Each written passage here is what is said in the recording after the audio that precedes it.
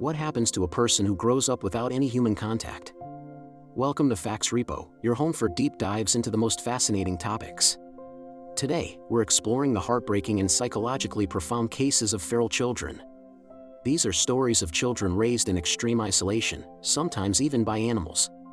They are tragic, but they also offer a unique and ethically impossible to replicate window into human development. What do these cases teach us about language, socialization, and the very essence of what makes us human? Let's delve into this psychological deep dive. The term feral child might conjure images of fictional characters like Mowgli from the Jungle Book, but the reality is far more somber and complex. These children have been deprived of the fundamental human interactions necessary for normal development. Their stories force us to confront a difficult question: how much of our humanity is innate, and how much is learned from those around us? One of the most famous and studied cases is that of Genie Wiley, discovered in California in 1970. At 13 years old, she had spent most of her life in almost total isolation.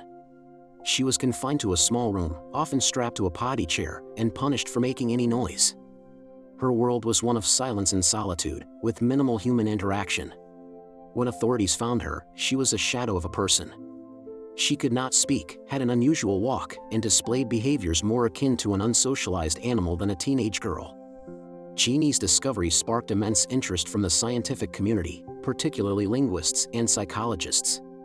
They saw a tragic but invaluable opportunity to test the critical period hypothesis. This theory suggests there's a specific window of time in early childhood, typically before puberty, during which our brains are uniquely primed to acquire language. If this window closes, the ability to learn language fluently and naturally might be lost forever.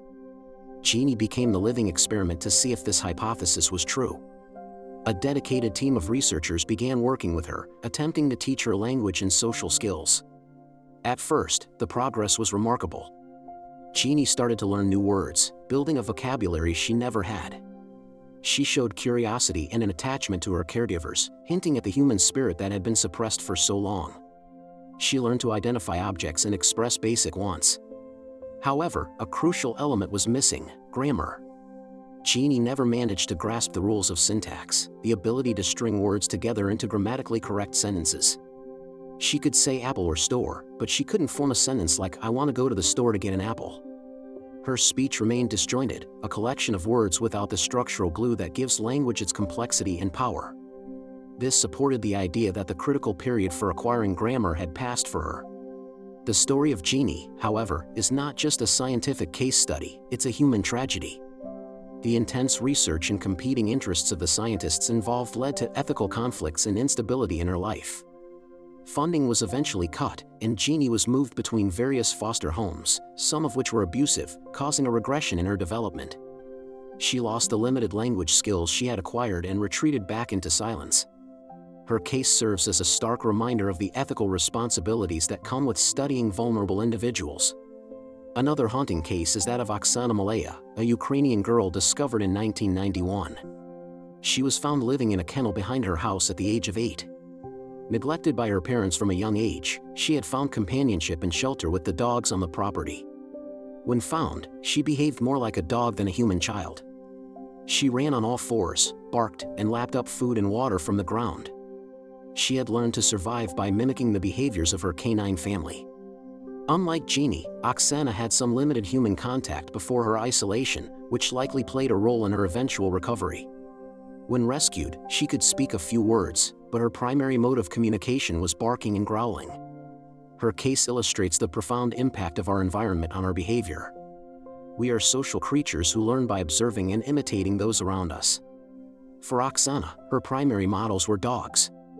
Therapy for Oxana focused on teaching her to walk upright, use her hands for tasks, and develop her language skills. Her progress was slow but steady. Because she was found at a younger age than Genie and had some prior language exposure, her prognosis was better.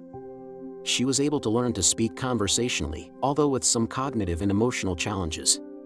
Today, Oxana lives in a home for adults with special needs, where she helps care for the farm animals. Her story is one of incredible resilience, but also a testament to the permanent scars left by early childhood neglect. These cases, and others like them, force us to consider the building blocks of our identity. Language is more than just communication, it's the tool we use to structure our thoughts, understand abstract concepts, and form a coherent sense of self. Without language, our ability to reason, plan for the future, and connect with others on a deep level is severely stunted. The internal world we all take for granted is built upon the foundation of words. Socialization is equally critical. From a young age, we learn the unwritten rules of social interaction, empathy, cooperation, understanding facial expressions, and regulating our emotions. Feral children are deprived of this social curriculum. Their isolation prevents them from developing a theory of mind, the ability to understand that other people have thoughts, feelings, and perspectives different from their own. This is a cornerstone of human connection and morality. Without it, the world is a confusing and isolating place.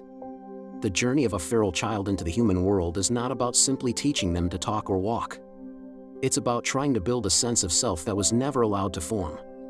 It involves teaching them what it means to be a person among other people, a concept most of us absorb unconsciously from the moment we are born. The stories of Genie and Oxana are heartbreaking because they show us what is lost when a child is denied the love, care, and interaction that are their birthright. They reveal that being human is not a default state. It is an identity actively constructed through connection, language, and culture. We are not just born human, we become human through our relationships with others. These cases challenge our understanding of nature versus nurture. They demonstrate that while our biology provides the blueprint, our environment provides the builders and the materials. Without the rich social and linguistic environment that humanity provides, the blueprint can never be fully realized.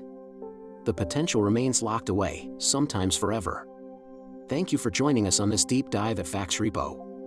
These stories are difficult, but they offer profound lessons about our own humanity. If you found this exploration meaningful, please consider subscribing to the channel and sharing your thoughts in the comments below. We'll see you next time.